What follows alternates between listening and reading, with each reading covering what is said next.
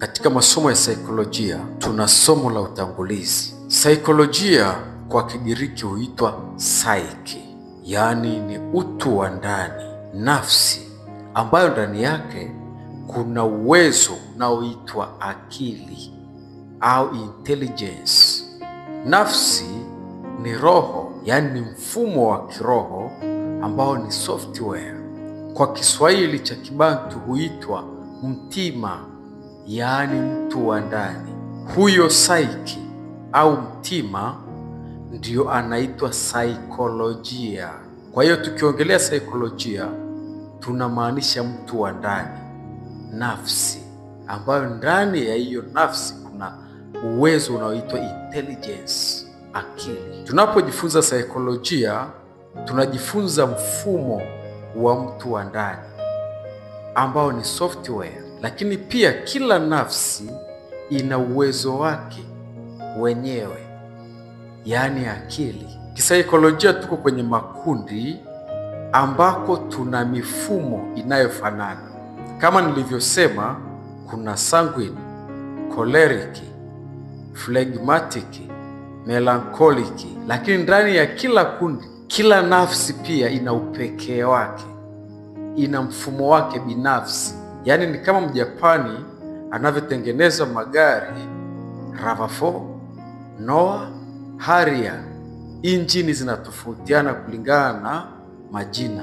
RAV4 ni injini yake RAV4, Noah ni injini yake pia. Lakini hata ukija kwenye RAV4 hiyo hazifanani hizo RAV4, zina mifumo tofauti pia. Na ndivyo pia sisi tulivyo wanadamu.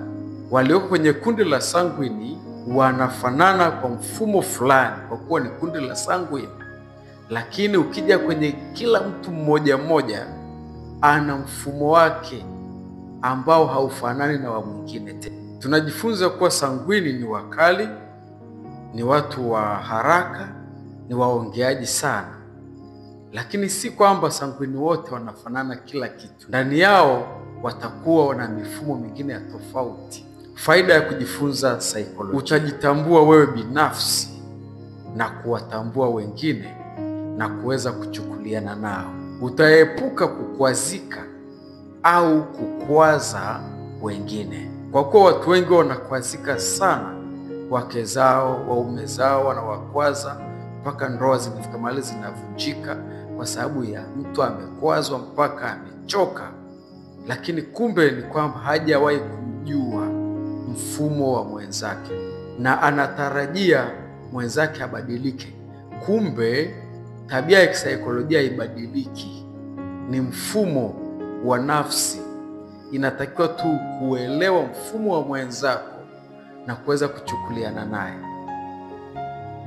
Mara nyingi nawaambia wana psychology tunapowafundisha, unapotaka mtu abadilike ni ngumu sana. Mwingine ni mfumo wa kisaikolojia. Ni kama umenunua gari ya gia ya menu imetoka Japani ikiwa na mfumo huo. Unaweza kubadilisha kila kitu kwenye bodi, lakini mfumo wa gia yake huwezi kubadilisha. Kwa hiyo ni kuelewa tu kwamba huyu ni mfumo wake na huu ndio mfumo wangu wa kuishi. Tabia za wanadamu duniani zimegawanyika katika sehemu kuu mbili. Kuna tabia za asili ambayo ni mifumo ya kisaikolojia, na kuna tabia za kurithi ambazo watu wanazipata kwenye mazingira. Kumbuka, binadamu anakuja duniani na mfumo alioumbwa nao. Tabia zote anazikuta hapa duniani. Nianze kuelezea tabia za asili au mifumo ya kisaikolojia.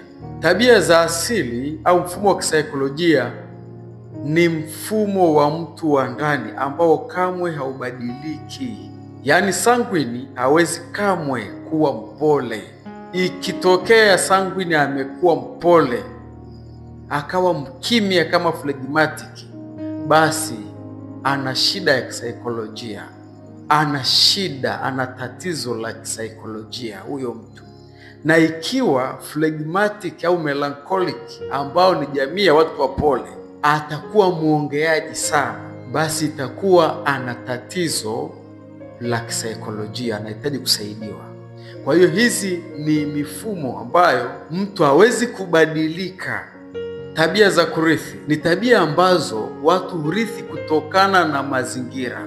Ni wazi kuwa tunakutana na tabia nyingi hapa duniani, na watu wanarithi tabia kuanzia nyumbani alikozaliwa, walezi waliomlea, jamii inayomzunguka, familia iliyokulia, watu waliomzunguka na mji ama eneo alilokulia.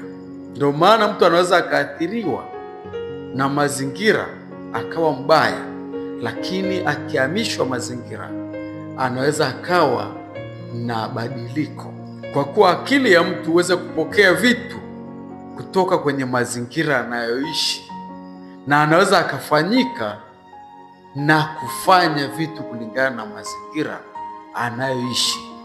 Na ndiyo maana kuna wanafunzi wameshuka kimasomo, lakini kumbe ni kwa sababu ya kampani alizonazo shuleni, na akihamishwa shule, akipata kampani inayopenda kusoma, basi naye anakuwa anasoma vizuri.